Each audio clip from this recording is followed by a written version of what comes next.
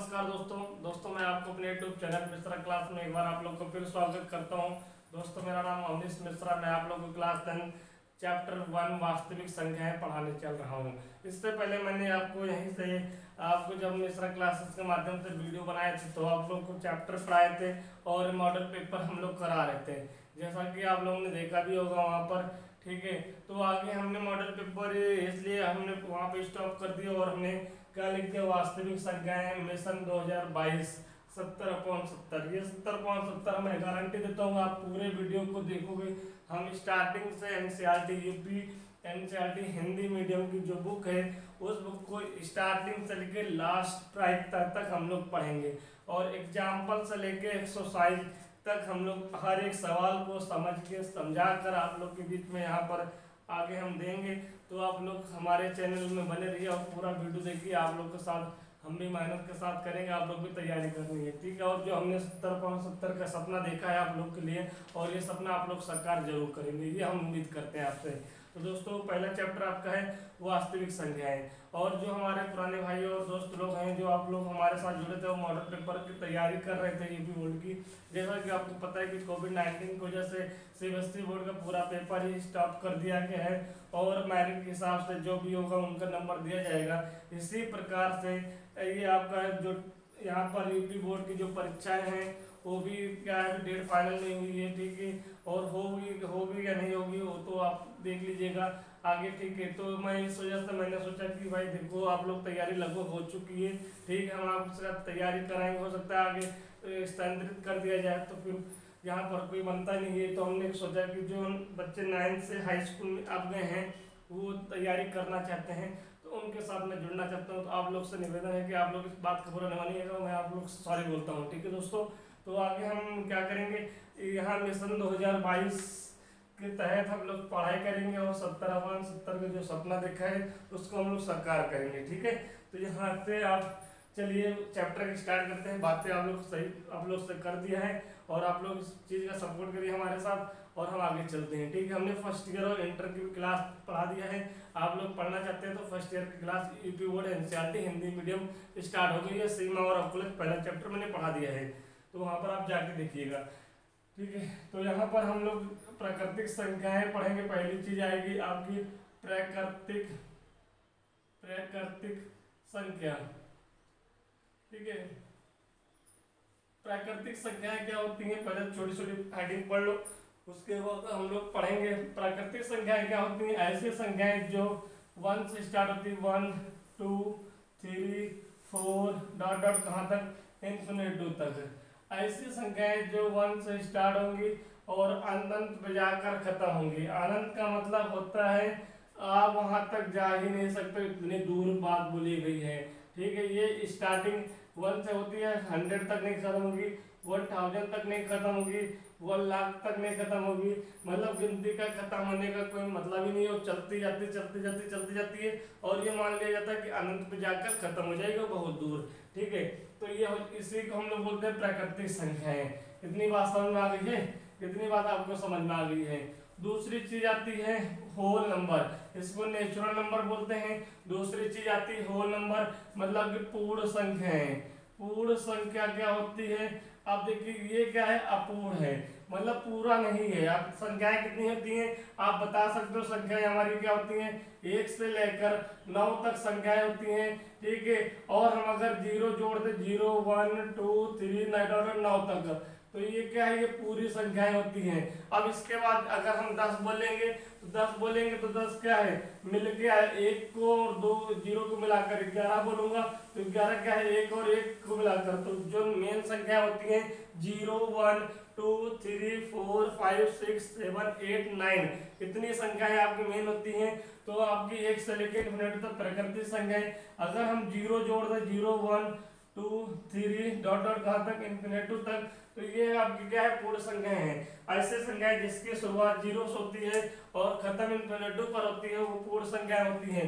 पूर्ण संख्याएं एक दूसरे शब्दों में भी कह सकते हैं कि पूर्ण संख्या बराबर होता है शून्य प्लस प्राकृतिक संख्याएं।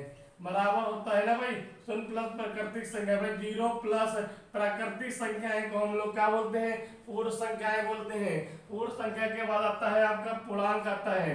क्या आता है आपका, पूर्णांक आता है, इंटीजर। ठीक है, पूर्णांक क्या होता है, एक सीधी रेखा ले लीजिएगा, ये सीधी रेखा के बीच में 0 होता है, इधर वाली वैल्यू क्या होती है, पॉजिटिव होती है, इधर वाली वैल्यू क्या होती है, नेगेटिव होता है। मतलब प्लस का 1, प्लस का 2, प्लस का 3, प्लस का 4, माइनस का 1, माइनस का 2, माइनस का 3 और माइनस का 4। ठीक है, ऐसी संख्याएं जो पूरी इस स्केल में, इस सीधी रेखा में जो संख्याएं आप देख रहे हो, इस संख्याएं को ही क्या बोलते हैं, पूर्णांक बोलते हैं। पूर्णांक क्या होती है, धनात्मक संख्याएं, ऋणात्मक संख्याएं और जीरो, ये सभी संख्याएं पूर्णांक कहलाती हैं। ठीक है, इस वजह से कहते हैं कि पूर्णांक दो प्रकार की होती है, एक धनात्मक पूर्णांक होता है, एक ऋणात्मक पूर्णांक होता है। इतनी बात समझ में आ गई है, ये आपकी हो गई है। और सबसे धनात्मक पूर्णांक में जो 1 है सबसे छोटी है, और यहाँ पर इधर जाओगे तो आपकी बढ़ती रहेगी, मतलब यहाँ इससे बड़ी, इससे बड़ी, इससे बड़ी। ठीक है, तो सबसे बड़ी क्या हो जाएगी, 4 हो जाएगी। अब यहाँ पर देखिएगा सबसे छोटी क्या होगी, सबसे छोटी -4 होगी, और सबसे बड़ी क्या होगी, -1 होगी। बड़ी संख्या क्या होगी, -1 होगी, सबसे छोटी क्या होगी, -4 होगी। इस वाले सरल रेखा में जो नंबर बताए गए उस नंबर के अकॉर्डिंग प्लस की तरफ 1 सबसे छोटी और 4 सबसे बड़ी, माइनस की तरफ -1 सबसे बड़ी हो जाएगी और -4 सबसे छोटी हो जाएगी। इसके हिसाब से यही हमारी क्या है, पूर्णांक है। तो वास्तविक संख्याएं क्या होती हैं, तो आप यहाँ पे देखिएगा, ये आपका होल नंबर होता है, नहीं नेचुरल नंबर होता है, ये आपका प्राकृतिक संख्याएं, फिर आता है होल नंबर, फिर आता है आपका पूर्णांक, इंटीजर, इंटीजर आता है, और इसे सबको मिलाकर हम क्या बोलते हैं, रियल नंबर बोलते हैं, वास्तविक संख्याएं बोलते हैं। वास्तविक संख्याएं क्या होती है, प्राकृतिक संख्याएं, पूर्ण संख्याएं और पूर्णांक, इन सबका मिला के जो आपकी संख्याएं होती हैं, इन सबको ठीक है हम वास्तविक संख्या के अंतर्गत देखते हैं। तो नेचुरल नंबर, प्राकृतिक संख्याएं, होल नंबर, पूर्ण संख्याएं, पूर्णांक, इन्हीं को हम क्या बोलते हैं, रियल नंबर बोलते हैं, वास्तविक संख्याएं बोलते हैं। तो इतनी बातें आप इसको नोट कर लीजिए, आप स्क्रीनशॉट ले लीजिए, फिर आगे चलते हैं। चलिए आगे देखते हैं, वो आपने समझ लिया होगा। आगे आता है वास्तविक संख्याएं। आपको हमने बता दिया है वास्तविक संख्याएं क्या होती हैं।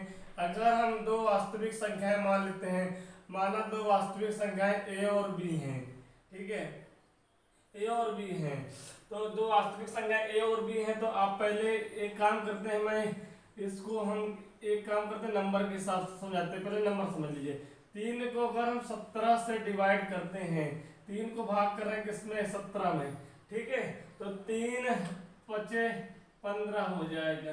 ठीक है, ये आखिर कितना आ जाएगा, यहाँ पे 2 आ जाएगा। तो याद रखिएगा, मैं काले पेन से लिखता हूँ आपको, ये होता है आपका शेष फल। ठीक है, ये शेष फल होता है, ये होता है भाज्य, और ये होता है भागफल। ठीक है दोस्तों, ये होता है भाजफल, ये होता है भाजक। ठीक है, ये होता है भाजक। यहाँ तक आप समझ में आ गए। ठीक है, अब 3 क्या है, भाजक है, 17 क्या है आपका भाज्य है, और ये 5 क्या है, भागफल है, 2 क्या है, शेषफल है। ठीक है, तो आप यहाँ पर देखिएगा, जो देखो 17 है, 17 है, जो बीच वाली संख्या है 17, वो किसके बराबर होगी, तो हमेशा याद रखिएगा 3 5 कितना होता है, 3 5 15, और रिमाइंडर शेषफल कितना है, 2, 3 5 15 प्लस 2 17 बराबर 17।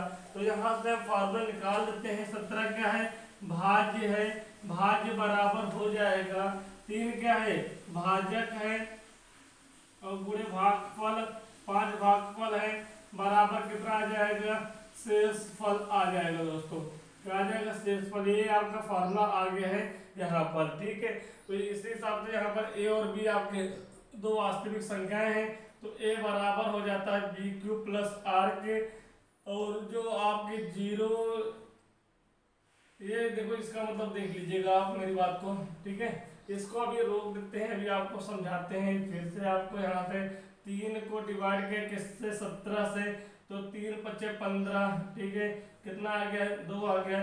3 को डिवाइड किया आपने 19 से, ठीक है, 3 6 18, कितना रिमाइंडर आ गया, 1 आ गया। 3 से डिवाइड किया किसको, 16 को, ठीक है, 16 का आप ले लो यहाँ पर 19 ले लिया आपने, यहाँ पर ले लो 13, 3 चौके 12, ठीक, रिमाइंडर इतना आ गया। ठीक है, आप एक काम करो, 3 को डिवाइड करो किससे, 29 से, 3 9 या 27, कितना आ जाएगा, रिमाइंडर 2 आ जाएगा।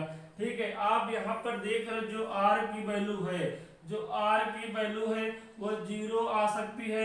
ठीक है, 0 आ सकता है, 0 और 1 आ सकता है, 2 आ सकता है, लेकिन बी से क्या होगा, डाउन होगा, बी से छोटी होगी। बी का मतलब क्या है, ये है आपका बी का मतलब, बी क्या 3 है, 3 है जो अब देखो बी 3 है तो रिमाइंडर कितना आ रहा है, 2 आ रहा है, 1 आ रहा है, 2 आ रहा है। ठीक है, 0 आ सकता है, पूरा पूरा चले जाए भाई, 27 ले लो इसको, 3 9 या 27, 0 आ गया। तो जो आर की वैल्यू है, समझिएगा, आर की वैल्यू जो शेषफल होता है वो हमेशा 0 से बड़ी होता है, 0 के बराबर होता है। लेकिन लेकिन लेकिन एक चीज याद रखिएगा, बी से छोटा होता है, ये याद रखिएगा, बी से छोटा ही होगा, बी के बराबर नहीं होगा। आप सोचो कि मैं 5 से भाग कर दूं, यहाँ पर कितना, यहाँ पर मैं काम 5 से भाग कर दूं 47, तो 5 9 या 5 5 चले 5 9 45, 5 9 या 45, देख रहे हो यहाँ पे 2 आ जाए। आप सोचो कि मैं ऐसे दिमाग करो कि यहाँ पर जो शेषफल आवे वो 5 ही आवे, 5 ही आवे। भैया 5 क्यों आएगा, अगर 5 आना होता पूरा पूरा चला जाता भाई, पूरा पूरा चला जाता। तो जो बी की वैल्यू होगी वो 5 से छोटी होगी। 5 से कितनी छोटी होगी, तो 0 हो सकता है, 1 हो सकता है, 2 हो सकता है, 3 हो सकता है, 4 हो सकता है, ये हो सकता है, लेकिन 5 नहीं होगा। तो यही मतलब है, जो आर है किसकी तरफ मुंह लगा है, बड़ा आर की तरफ मुंह है, जिधर की तरफ मुंह हो वो बड़ा होता है, और जिधर की तरफ पिछवाड़ा होता है, पीछे वाला हिस्सा होता है आपका, वो छोटा होता है। ठीक है, यहाँ देखिएगा, ये चीज देखिएगा आप यहाँ पर।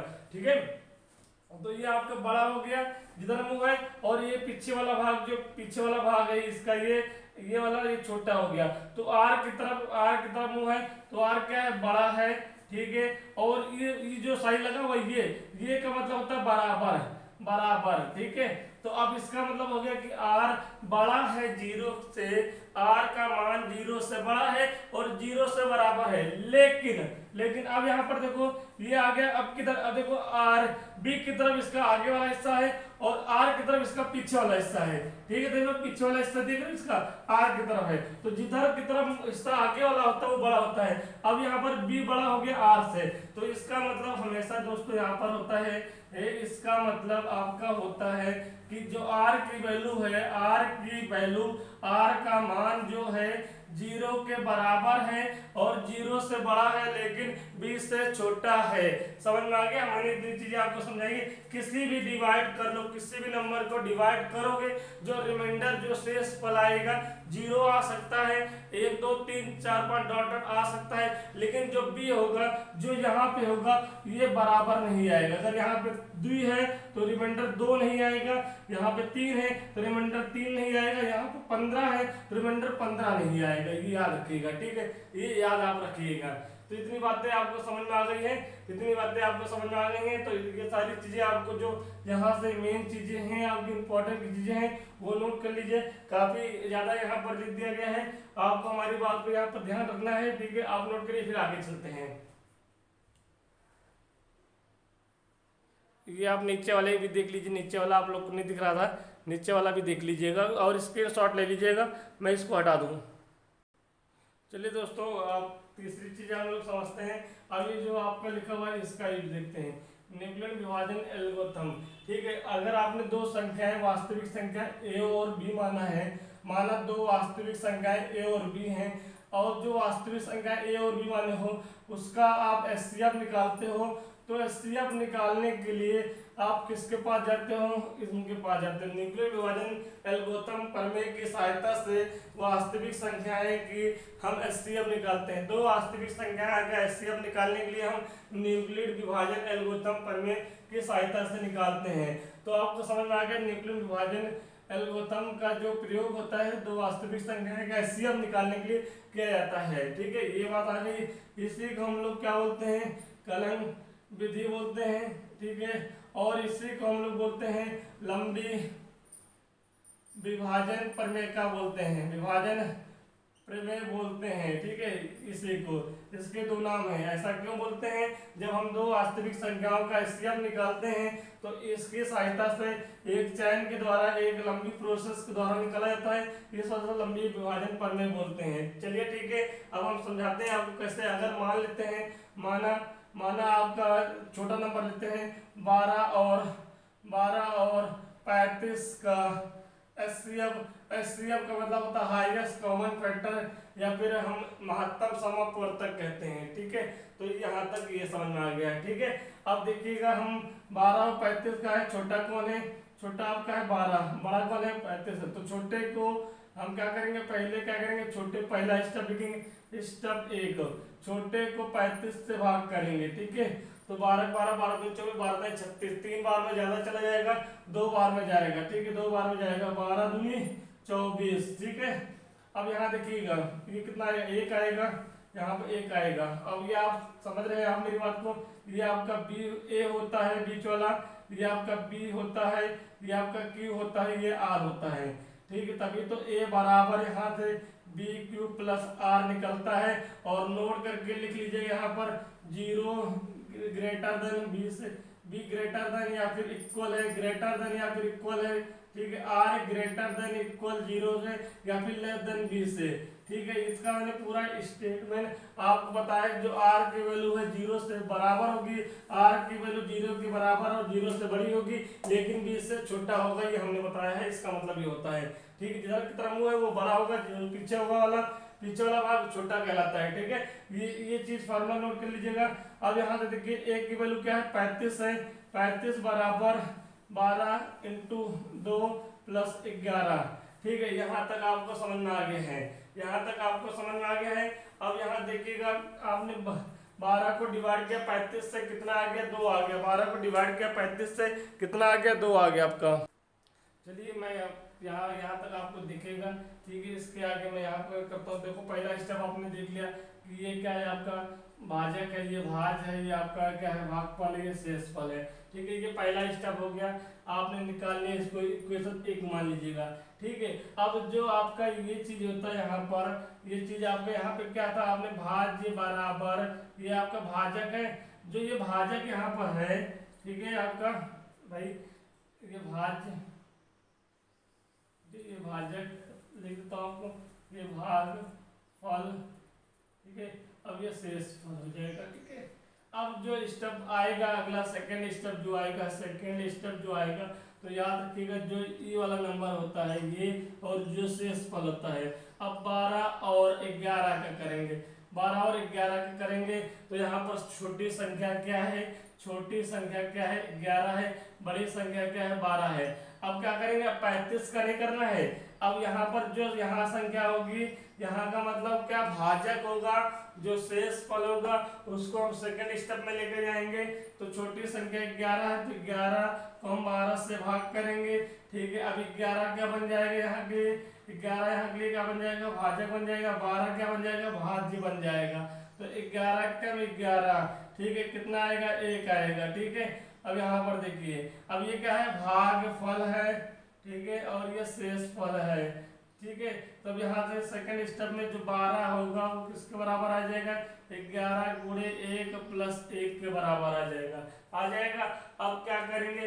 अब हम 11 और 1 का ये सेकंड इक्वेशन है। अब यहाँ पर 11 है, यहाँ पर 1 है। अब यहाँ पे तीसरे स्टेप में क्या करेंगे? इतना आप स्क्रीनशॉट ले लीजिए, इतना ले लीजिए, फिर आगे चले, फिर आगे चलते हैं। यहाँ देखते हैं, यहाँ पे अब क्या बचा? 11 और 1 का हम करेंगे थर्ड स्टेप में। अब थर्ड स्टेप में क्या करेंगे? 11 और 1 का करेंगे, 1 और 11 का हम करेंगे। तो एक छोटी संख्या को बड़ी संख्या से भाग कर दो, 1 11 जा 11 आएगा, रिमाइंडर 0 आ गया।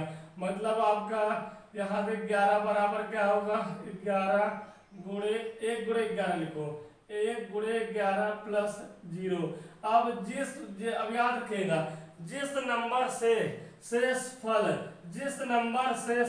फल 0 हो जाता है वही नंबर आपका एचसीएफ कहलाता है, वही नंबर आपका एचसीएफ कहलाता है। तो किस नंबर से शेष फल 0 हुआ है? एक नंबर से शेष फल 0 हुआ है। तो एक नंबर क्या होगा?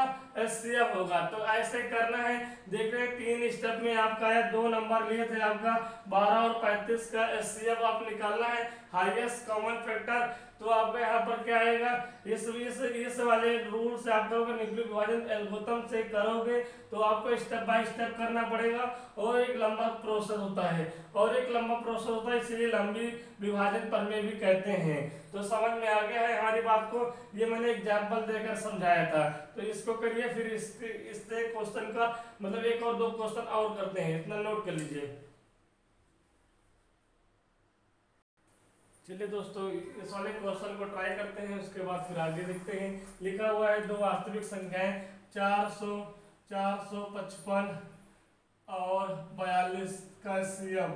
42 का एचसीएफ निकालना है, न्यूक्लियर विभाजन एल्गोरिथम या फिर न्यूक्लियर विभाजन प्रमेय से ज्ञात करना है। तो याद रखिएगा, छोटी संख्या को हम लोग यहाँ पर हम लोग इसको बोलते हैं भाजक, बड़ी संख्या को हम लोग बोलते हैं भाज्य। ठीक है, बड़ी संख्या को क्या बोलते हैं, भाज्य बोलते हैं।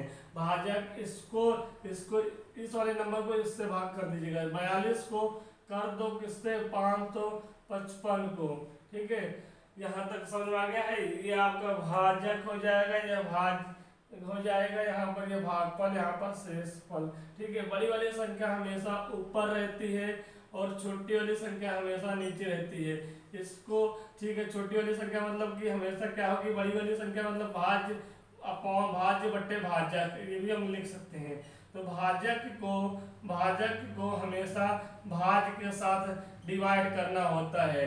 जो यहाँ पर आता है वो भागफल हो जाता है और जो यहाँ पर आता है वो शेषफल हो जाता है।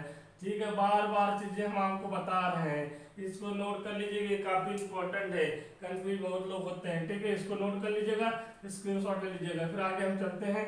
ठीक है, अब लिखेंगे 42 और 555 का एचसीएफ न्यूक्लियर विभाजन प्रमेय से करने पर। तो इतना तो आपको बार बार लिखना पड़ेगा, 42 और 555 का एचसीएफ न्यूक्लियर विभाजन प्रमेय से करने पर। तो पहला स्टेप, फर्स्ट स्टेप आपका ये हो गया। ठीक है, पहला स्टेप आपका ये हो गया, तो आप लिख लीजिएगा। तो इसको मैं यहाँ से करता हूँ।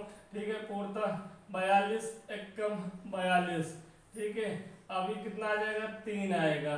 कितना आएगा, 3 आ जाएगा। ठीक है, आपका 3 आ गया। अगली संख्या आप उतारोगे यहाँ पर 35, तो एक काम करो, यहाँ पे 0 बढ़ाना पड़ेगा। तो यहाँ पर कितना आएगा, 42 दहमा 420, 42 दहमा कितना आ जाएगा, 420 आ जाएगा। ठीक है, तो यहाँ पर आ गया रिमाइंडर कितना, 35 आ गया। तो ये आपका क्या है, शेषफल है। तो आप कैसे लिखोगे, फॉर्मूला क्या होता है, भाज्य बराबर होता है भाजक गुणे भागफल। ठीक है, और प्लस का शेषफल होता है। ठीक है, भाज्य कितना है, 455 है, भाजक कितना है, 42 है। ठीक है, भागफल कितना है, 10 है, और रिमाइंडर कितना है, शेषफल कितना है, 35 है। ठीक है, इतनी बात समझ में आ गई आपको, इतनी बात आपके समझ में आ गई है। तो मैंने कहा जो आपका भाजक होता है, जो शेषफल होता है, उसी को हम पकड़ते हैं बस। तो सेकेंड स्टेप यहाँ पर होगा। सेकेंड स्टेप क्या होगा, किसको पकड़ना है, भाजक और शेषफल को हमेशा। भाजक कितना है, 42 है, 42 है, शेषफल कितना है, और 35। ठीक है, 35 अब लिखोगे 35 और 42 का एचसीएफ, 35 और 42 का एचसीएफ न्यूक्लियर विभाजन एल्गोरिथम या फिर न्यूक्लियर विभाजन प्रमेय से करने पर। ये चीज आप लिखोगे दोस्तों, ये चीज आप लिखोगे 35 और 42 का एचसीएफ न्यूक्लियर विभाजन प्रमेय से करने पर, ये लाइन आप लिखोगे। फिर क्या करोगे, छोटी वाली संख्या को हमेशा हम लोग बोलते हैं क्या, भाजक बोलते हैं, इसको भाज्य बोलते हैं। आपको हमेशा रट जाएगी सारी चीजें, आपको कौन भाजक होता है, कौन भाज्य होता है। छोटी वाली संख्या हमेशा भाजक होती है, बड़ी वाली संख्या भाज्य होती है। भाजक को भाज्य से डिवाइड करने पर, भाजक कितना है, 35 है, 42 को डिवाइड कर दो। ठीक है, तो 35 का 35 हो जाएगा। ठीक है, यहाँ पर 42 में 35 माइनस को कितना आएगा, 7 आ जाएगा। ठीक है, अब फिर वही फॉर्मूला लगाओगे, क्या लगाओगे, भाज्य बराबर भाजक गुणे भागफल प्लस का शेषफल, ये फॉर्मूला लगाओगे। भाज्य कितना है, 42 है, बराबर भाजक कितना है, 35 है, फिर गुणे भागफल कितना है, 1 है, प्लस शेषफल कितना है 7 है। ठीक है, ये आ गया आपका दूसरा स्टेप आ गया। अब जब तीसरे स्टेप में आओगे, जब तक करना है कब तक करना है, जब तक करो जब तक रिमाइंडर शेषफल 0 ना हो, ना शेषफल 0 यहाँ आया ना शेषफल 0 यहाँ आया है। तो अब क्या करोगे, फिर भाजक और शेषफल को फिर पकड़ोगे। भाजक कितना है 35 है, शेषफल कितना है 7 है। तो 35 और 7 का एचसीएफ न्यूक्लियर विभाजन पढ़ने से करने पर, तो दोस्तों आप लोग को नहीं दिख रहा होगा तो आप यहाँ पे आ जाइए, थोड़ा यहाँ पे करते हैं। ठीक है, 35 और 7 का एचसीएफ न्यूक्लियर विभाजन पढ़ने से करने पर अगला स्टेप। तो हम 35 क्या है, तो बोलोगे सर ये बड़ी वाली संख्या है, ये भाज्य है, छोटी वाली संख्या भाजक कहलाती है। ठीक है, तो यहाँ पर लिखिए। ठीक है, ये आपका 7 को 35 से भाग करना है, 7 पचे 35, तो आपका पूरा कट गया, 0 आ गया। ठीक है, तो आप लिखोगे, आप यहाँ पर फॉर्मूला लिखोगे भाज्य बराबर भाजक गुणे भागफल प्लस का शेषफल लिखोगे। भाज्य कितना है 35 है और भाजक कितना है 7 है, भागफल 5 है, प्लस का 0 है। अब हमने कहा जब आप किसी भी दो नंबर का एचसीएफ निकालते हो तो आपका न्यूक्लियर विभाजन एल्गोरिथम के तहत आप निकाल रहे हो तो स्टेप बाय स्टेप करोगे। जब किसी भी स्टेप में रिमाइंडर शेषफल 0 आता है, किससे आया है शेषफल 0, 7 से आया है। किससे आया है शेषफल 0, 7 से आया है। तो जो आपका एचसीएफ होगा वो कितना हो जाएगा, 7 हो जाएगा। तो ये आपका न्यूक्लियर विभाजन पढ़ने की सहायता से ये आपको करना पड़ेगा। कितने स्टेप करना है, कितने स्टेप करना है वो हमें नहीं मालूम, जितने हो जाएंगे करना पड़ेगा। लेकिन कहाँ तक, जहां तक आपको शेषफल 0 न मिले। अगर शेषफल 0 मिल गया है तो वही आपका, किससे शेषफल 0 आया है तो वही आपका क्या हो जाएगा, आपका 7 यहाँ पर क्या था, आपका यहाँ पर भाजक था तो भाजक 7 फल हो जाएगा। ठीक है, भाजक आपका 7 फल हो जाएगा, 7 हो जाएगा। ठीक है, आप याद रखिएगा। तो जिस नंबर से 0 रिमाइंडर आ रहा है वही आपका आंसर हो जाएगा। तो दोस्तों इतना आप कर लीजिएगा। आप उम्मीद करते हैं आप ये वीडियो पूरा देखेंगे और आप लग के पढ़िए और हम आपको ईमानदारी से पढ़ाएंगे। और जो आपके यहाँ पर सपना मैंने देखा है 70/70 का, वह जरूर आएगा। ठीक है, तो दोस्तों कल फिर मिलते हैं। ठीक है, थैंक यू।